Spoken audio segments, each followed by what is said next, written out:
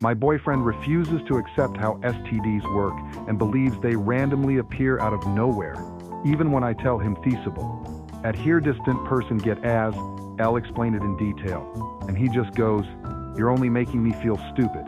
You always do this." One day he looked at me and said, "We should make a trip to New York." I said, "I think that would be fun, but we really don't have the money to fly there right now. It's not that far." We lived in Portland, Oregon at the time. New York is next to Canada, and Canada is just past Washington. It can't be that far away. My ex wanted to start a business making supplies for baby showers.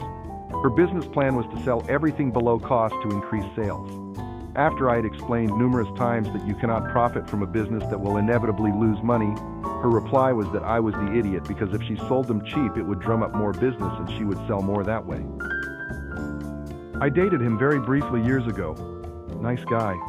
Just, well, a special kind of small former coal mining town kind of idiot. He told me he had a lot of inventions and how rich he would be when one sold. I asked him to tell me more.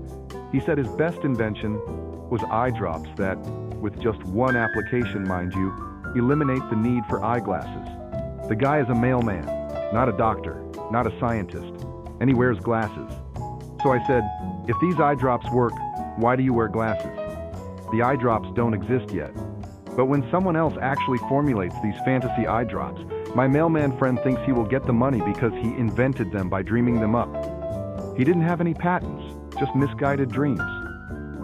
My BF used to think horns in cars only had so much air to use, so you had to use your horn sparingly and only when you really needed it or it would run out. I feel like someone had to have told him this while growing up. I was shopping with my girlfriend and she said she wanted steak. I picked up some and she said, "No, that's beef. We need steak." I'm a guy from the US and started dating my wife when she was 23 after spending her first 18 years in Korea. She knew that gay people existed, but thought they were only in some countries and didn't think there were any Korean ones. He's a Catholic, so I asked him where he thought heaven was. I'm also Catholic.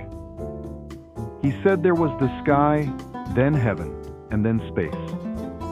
I asked him if NASA went through heaven on their way to space, and he said probably.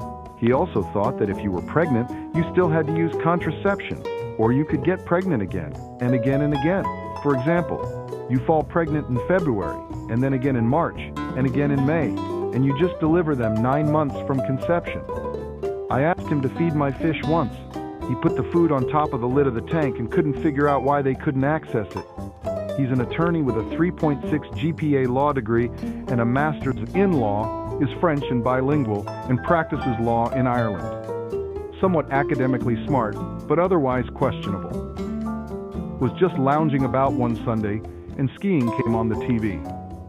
At one point, the commentator said that contestants reached 100 kilometers per h at that point in the race. My GF literally shouted "bullshit" at the telly. I looked at her and asked why. She replied that there was no way they could tell how far they'd go in an hour since the race was only 2 minutes long. He left the window open in the middle of summer because the air conditioning made the house too cold. He didn't turn off the air conditioner and argued that it wouldn't have made a difference. My first boyfriend was trying to convince me it's the male kangaroo that has the babies. Bonus fact, we're Australian.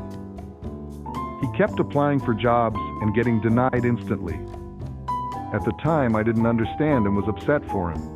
Come to find out, this 26-year-old was applying for jobs driving armored trucks for banks, with a record for stealing money from cash registers. I didn't know at the time that he had ever been arrested, but this man literally had robbery and theft on his record and couldn't understand why an armored truck company wouldn't hire him. It was 2010, and I was a Marine. Her questions: what is war like? How many wars have you fought in? When you jumped out of a plane in enemy territory, didn't you think you might get shot down? She asked these questions for months.